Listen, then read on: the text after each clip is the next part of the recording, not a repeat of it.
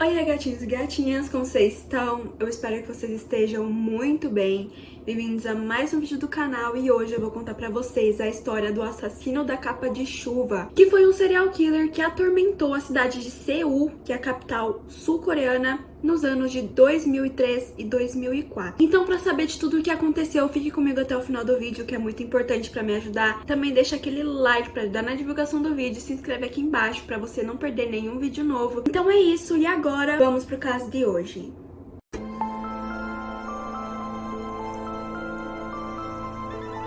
Yoo Young-soo nasceu no dia 18 de abril de 1970 de uma gravidez totalmente indesejada. Seus pais tinham uma condição financeira precária e sabiam que uma criança pioraria as coisas. Mas naquela época não tinha chance nenhuma de uma mulher optar por um aborto, então a mãe de Young-soo teve o bebê mesmo assim. E menos de um ano depois do nascimento do Young-soo, os seus pais se separaram porque eles brigavam demais por causa da falta de dinheiro e por alguns outros motivos. Eles estavam muito estressados, então eles decidiram se separar e a criança, o Young-soo, ficou com a mãe. A mãe do Young-soo era uma ótima mãe, ela sempre deu uma ótima educação pra ele e ela não deixava ele largado, só que eles tinham um problema muito sério de dinheiro, então a mãe do Young-soo tinha coisas que ela tinha que comprar pra ele, pra ela mesmo, como alimentação, roupas, coisas assim, coisas básicas, e ela não conseguia, mas ela ia lá e comprava, só que depois ela não conseguia pagar a fatura do cartão, então ia virando tudo uma grande bola de neve. Chegou um momento que a mãe do Young-soo não conseguia bancar nem a alimentação dele e nem a dela, então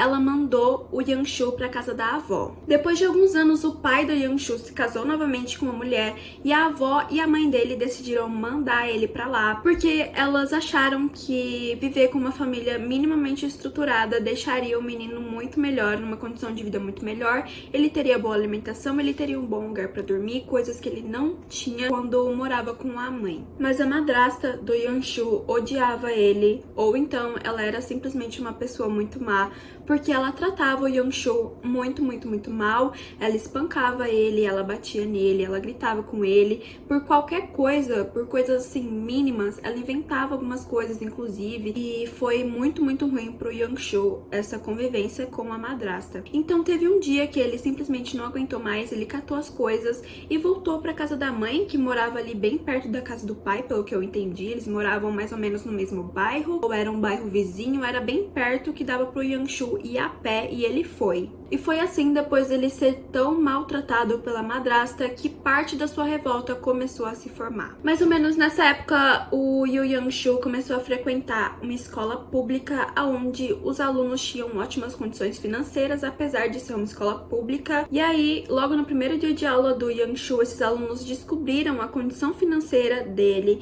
e aí ele começou a sofrer um bullying muito pesado na escola. E mais tarde, o seu pai acabou falecendo, e isso piorou ainda mais o bullying, porque ele era órfão e ele tinha uma péssima condição financeira, então ele foi alvo de um bullying muito pesado nessa escola pública, o que agravou ainda mais a saúde mental do Young-soo. Apesar das dificuldades que ele enfrentava, como o bullying na escola e o luto pelo seu pai, o Young-soo nunca deixou de se dedicar na escola. Ele sempre tinha ótimas notas, às vezes as melhores da sala, ou às vezes ele ficava ali em segundo, terceiro lugar, mas ele sempre foi inteligente, ele sempre teve uma das melhores notas da sala. E ele usava os estudos como distração desses problemas que ele estava passando, como distração de seu sofrimento. Então ele estudava muito para esquecer as coisas que estavam acontecendo, e aparentemente funcionava, mas ele foi ficando cada vez mais revoltado. Quando Young-soo terminou o ensino médio, ele queria muito estudar arte, porque ele era apaixonado por arte, só que a faculdade era muito cara e ele não conseguia pagar, então ele teve que se contentar com um curso técnico que ele não queria fazer, e aí a sua revolta ficou ainda pior, porque a faculdade era muito cara, era para os ricos. Então ele era muito revoltado com as pessoas que tinham dinheiro, e foi nesse momento que o Young-soo começou a furtar coisas, o que consequentemente o levou para a prisão por alguns anos, e foi assim que ele não conseguiu completar o curso, e aparentemente ele ia sair de qualquer jeito, porque ele realmente não gostava do que ele fazia dentro do curso, então ele ia sair e ia começar outra coisa,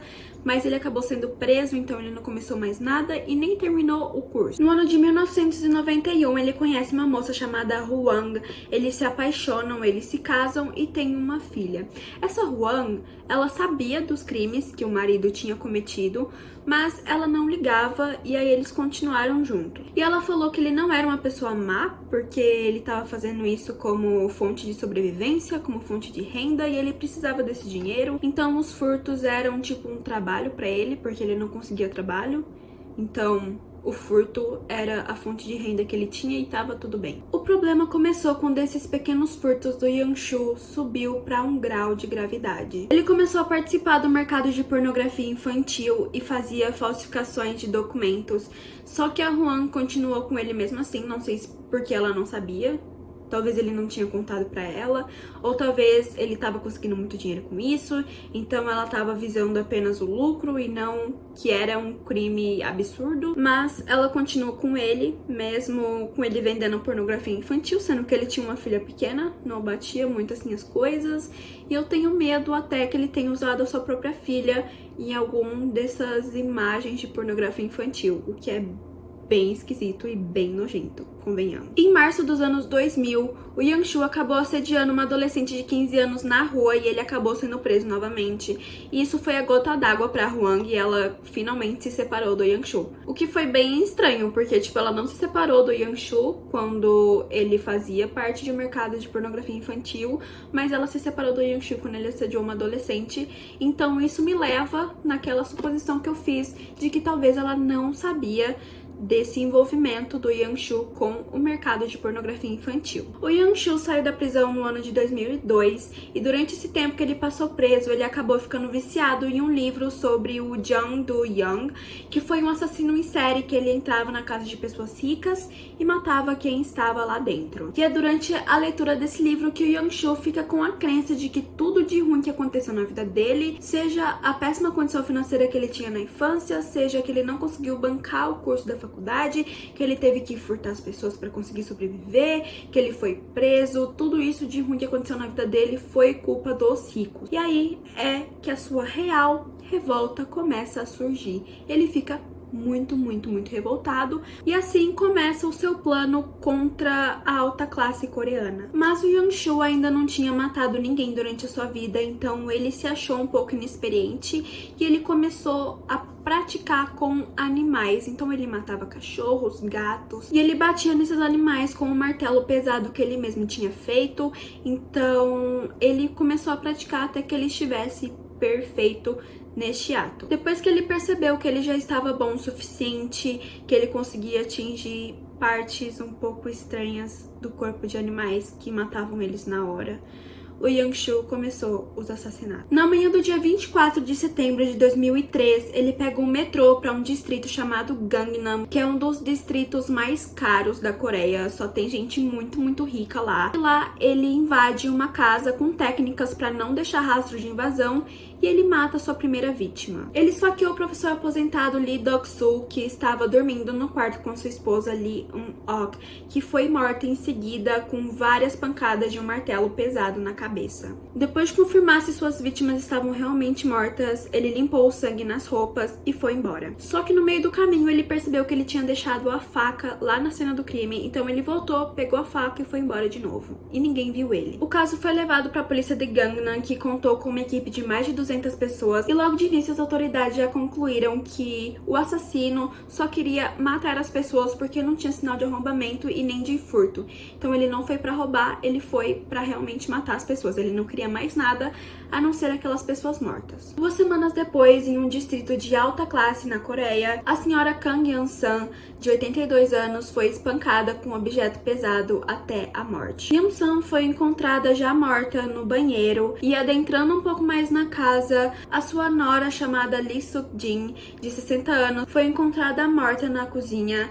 E o crânio dela estava tão machucado, tão afundado, que foi impossível reconhecer a arma responsável pelo crime. O laudo da autópsia revelou que a Lee Suk-jin tinha levado 3 golpes na parte da frente da cabeça e 4 na parte de trás. A escada estava lotada de sangue e quando eles chegaram no 2º andar, eles encontraram o corpo do neto da senhora Gu Jin-soo, de 35 anos. Ele tinha levado tantos golpes na cabeça por um objeto extremamente pesado que as partes do crânio dele estavam espalhados pela sala. Os policiais tiveram que colocar tábuas no chão para conseguir andar sem contaminar a cena do crime, porque tinha tanto sangue que eles não conseguiam andar e mesmo assim foi difícil posicionar as tábuas de tanto sangue que tinha naquele lugar. As autoridades investigaram o local e eles conseguiram encontrar 2 pegadas com sangue no banheiro do segundo andar, e essa pegada não batia com nenhum dos sapatos que tinham na casa e nem de nenhum dos familiares ou de pessoas que estavam na casa nesse dia. Eles foram atrás do filho dessa senhora, que era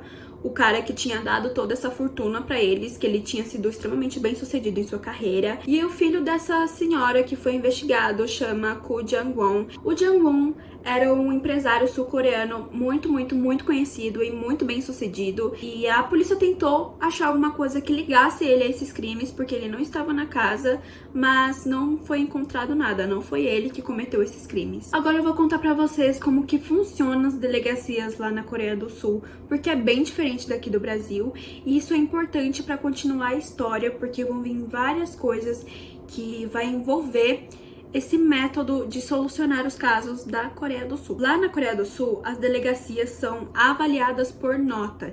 Então, quem tem a menor nota não recebe nada do governo e quem tem a maior nota recebe basicamente tudo que eles precisam. Então, todas as delegacias tentam ficar numa nota muito boa para conseguir coisas do governo. E por causa disso, os casos mais difíceis, eles não são colocados a público, porque se colocar a público, as pessoas vão saber desse caso, e se caso não solucionar, a delegacia vai perder nota.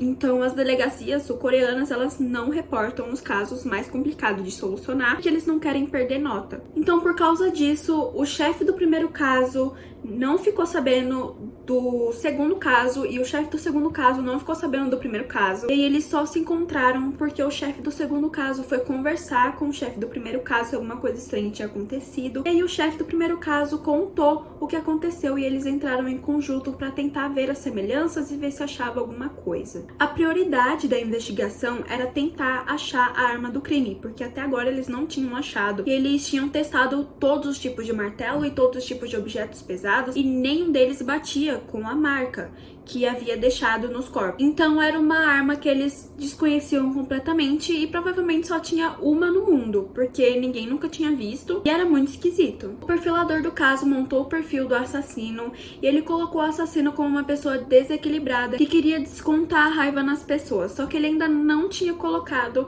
que essa pessoa era revoltada por causa de dinheiro, mas ele já tinha analisado que era uma pessoa descontrolada querendo descontar a raiva nos outros. No dia 16 de outubro, mais uma morte foi encontrada no distrito de Gangnam. Yoo Jung-hee, de 60 anos, foi espancada muitas e muitas vezes e ela chegou a ser socorrida pelo seu filho viva, mas ela não sobreviveu. As autoridades foram até o local do crime e a perita achou uma marca de sapato numa caixa de ar-condicionado que ficava fora da casa. E ela achou essa marca enquanto ela andava pelo lado de fora da casa. Foi confirmado que essa marca de sapato era a mesma que foi encontrada no caso anterior, no banheiro. Foi nesse momento que o perfilador do caso tinha certeza que era um serial killer à solta, e isso apavorou todos os policiais que estavam cuidando desse caso. E foi aí que o caso estourou na mídia pela primeira vez, o que foi um terror para as delegacias, porque, como eu falei, os casos mais difíceis não podiam se tornar públicos, porque eles precisavam da nota para conseguir coisas do governo. Mas esse caso, mesmo que eles tentassem encobrir,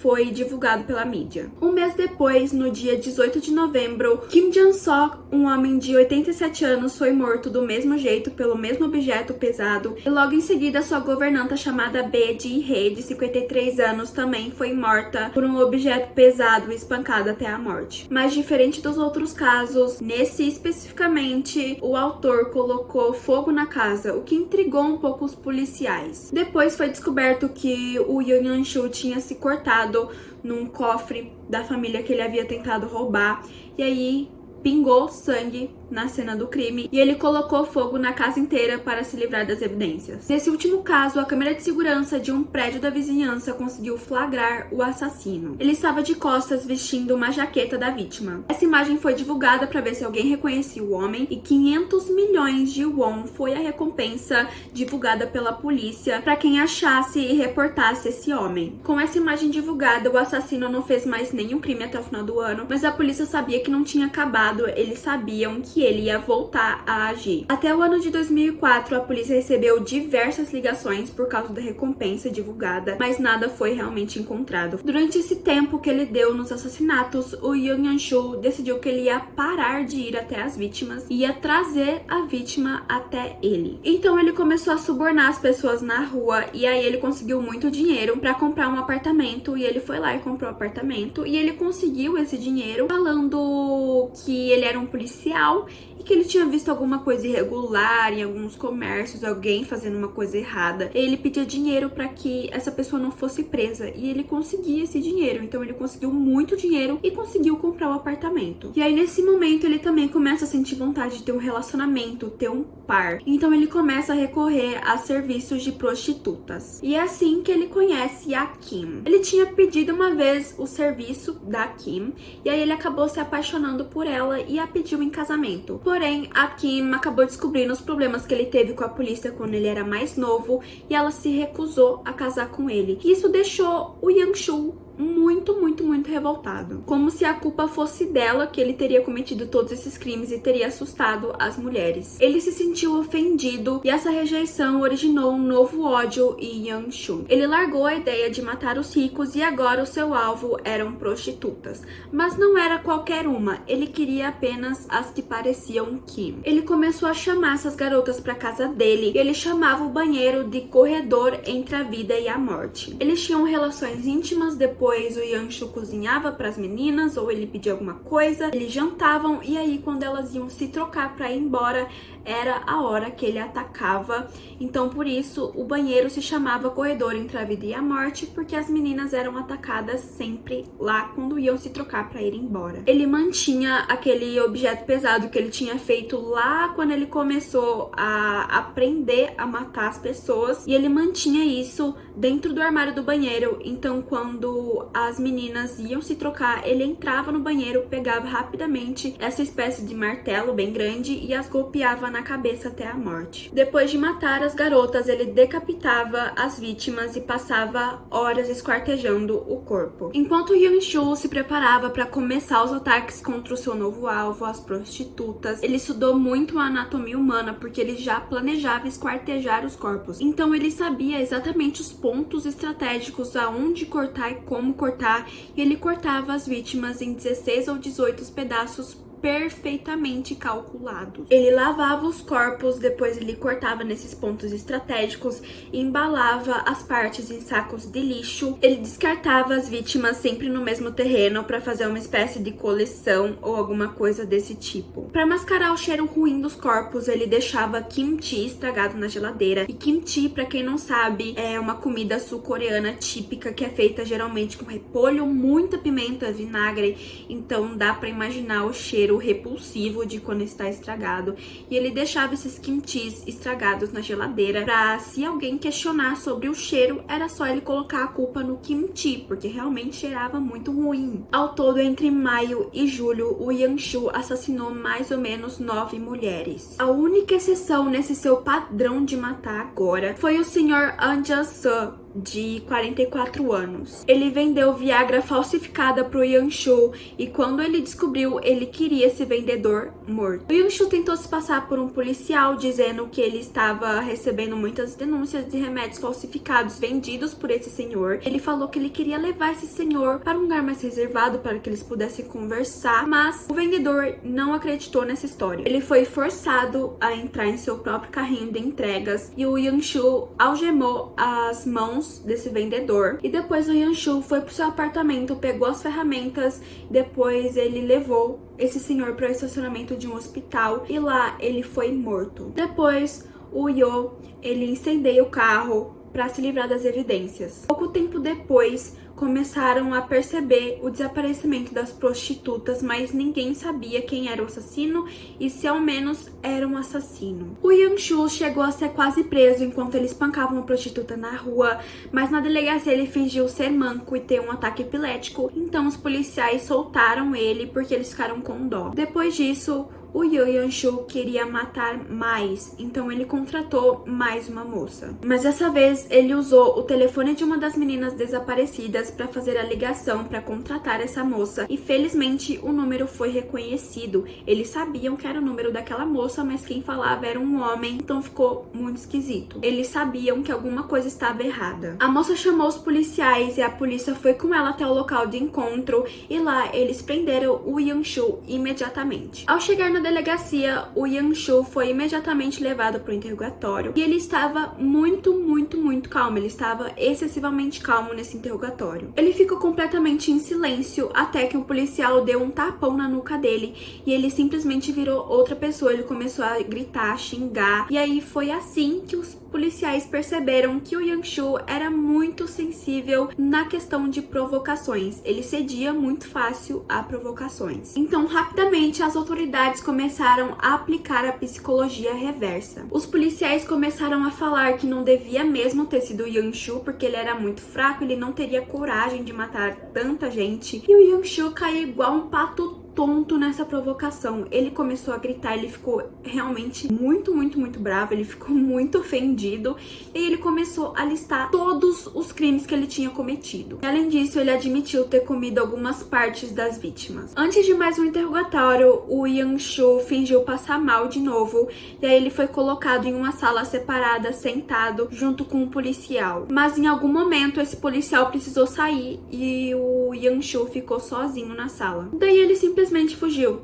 Ele simplesmente levantou da cadeira e correu. Ele saiu da delegacia e ninguém viu. O Yang-Shu voltou para sua casa, pegou o martelo, pegou a faca, pegou tudo que ele usava para cometer os crimes, inclusive pegou aquele casaco que ele foi visto usando na filmagem da câmera do prédio e jogou tudo fora em uma lixeira enorme que tinha perto da casa da sua mãe. 100 policiais foram mandados à procura do Yang-Shu pela cidade, mas nada foi encontrado e o chefe da delegacia estava muito bravo, ele estava assim furioso porque eles estavam literalmente fechando um caso extremamente difícil que ia dar excelente nota para eles no governo e do nada o policial deixa o Yang-Shu embora, tipo assim, como assim, cara? O chefe estava realmente muito bravo. Até que um policial avistou o Yang-Shu passeando pela cidade assim, muito calmamente, super tranquilo com a vida. Ele tava atravessando numa faixa de pedestres e aí o policial conseguiu prender o Yang-Shu. E quando ele retornou para a delegacia, um novo interrogatório foi imediatamente iniciado. Ele contou todos os crimes nos mínimos detalhes, ele deu todos os detalhes mesmo que podia se imaginar. E ele contou para a polícia que ele enterrou o corpo das vítimas em uma floresta, na verdade em um campo que tinha atrás de uma igreja. As autoridades foram com ele até esse campo e realmente os corpos estavam todos lá. Então o Yang-Shu não teria mentido. O Yang-Shu estava muito calmo naquele momento e a imprensa se fez presente. Lá na Coreia eles têm o costume de cobrir os culpados e também as vítimas para que a identidade dessas pessoas não vaze. Então o Yang-Shu estava usando uma máscara e a polícia deu uma capa de chuva amarela para ele vestir nesse dia. E foi assim que o nome assassino da capa de chuva surgiu. As autoridades conseguiram coletar algumas digitais dos corpos porque eles estavam em decomposição, então era muito difícil pegar digitais, mas eles conseguiram pegar de alguns corpos e aí eles seguiram para o apartamento do Yang-Shu. O Yo acompanhou a polícia até seu apartamento e lá eles vasculharam toda a área. O apartamento estava perfeitamente limpo e nem mesmo indicava que era um local do crime. A perita do caso aplicou luminol e pronto. O banheiro inteiro se acendeu, tinha sangue pelo banheiro inteiro, até no teto tinha sangue. O Yang-Shu revelou para as autoridades que depois de matar as mulheres, ele cortava a cabeça delas, amarrava o cabelo com um elástico no suporte de papel higiênico do banheiro e deixava a cabeça lá até escorrer o sangue. No mesmo dia, aquela marreta que o Yu usava nos assassinatos foi encontrada e foi confirmado que tinha DNA do Yu na marreta, então foi confirmada a arma do crime e o Yu foi acusado e esperou o seu julgamento. O julgamento do Yanshu começou no dia 6 de setembro de 2004 e contou com toda a atenção da mídia e 3 juízes. No primeiro dia de julgamento, o Yo se recusou a comparecer perante o tribunal porque ele falou que ele não merecia ser defendido em hipótese alguma e ele pediu desculpas às famílias das vítimas. Então, como o Yo se recusou a participar desse julgamento, o julgamento foi adiado para o final de setembro de 2004. E aí sim começou o completo caos. O Yo começou a discutir com os 3 juízes, se recusando a responder por um dos assassinatos que ele foi acusado, que realmente não foi ele que cometeu. E o que aconteceu foi que, durante a época que estava acontecendo os assassinatos dos ricos ainda, foi reportado um assassinato acontecido no sudoeste de Seul, e a polícia estava usando esse caso como se fosse o Yo para solucionar todos os casos de assassinatos de Seul naquela época de uma vez só. Mas na verdade, o assassino daquele crime realmente não tinha sido o Yo. E o julgamento foi adiado novamente. No início de outubro, começa a terceira tentativa de julgamento. E novamente, o Yo implantou o completo caos. Ele tentou tirar sua própria vida na noite anterior do julgamento, então eles tiveram que adiar o julgamento novamente. Foi só no começo de novembro que o julgamento aconteceu realmente. O promotor queria que o Yo fosse condenado à pena de morte. O Yo concordou com o promotor e inclusive agradeceu. Nesse dia o julgamento foi super tranquilo. A única coisa que o Yo e o advogado dele rebateram foi aquele crime no sudoeste de Seul, que foi o crime que ele realmente não cometeu. No dia 13 de dezembro, o Yo recebeu o veredito. Ele foi declarado culpado de 20 homicídios, foi absolvido de um, que foi aquele no sudoeste de Seul, e a sentença foi pena de morte. O Yo Yanshu foi o primeiro criminoso sul-coreano a ser condenado à pena de morte. E aos 34 anos, o Yanshu foi levado para o corredor de morte, mas eu não sei se ele já morreu, tá? Não foi divulgado nada sobre isso e essa é a última informação que eu tenho sobre esse caso, que ele foi levado para o corredor da morte. Então eu não sei se ele já chegou a ser morto, mas ele está no corredor da morte. Bom, gente, esse foi o caso de hoje. Eu espero muito que vocês tenham gostado. Não se esquece de deixar aquele like para me ajudar na divulgação do vídeo e se inscrever aqui embaixo para não perder nenhum vídeo novo. E é isso. Um beijo no coração. Tchau!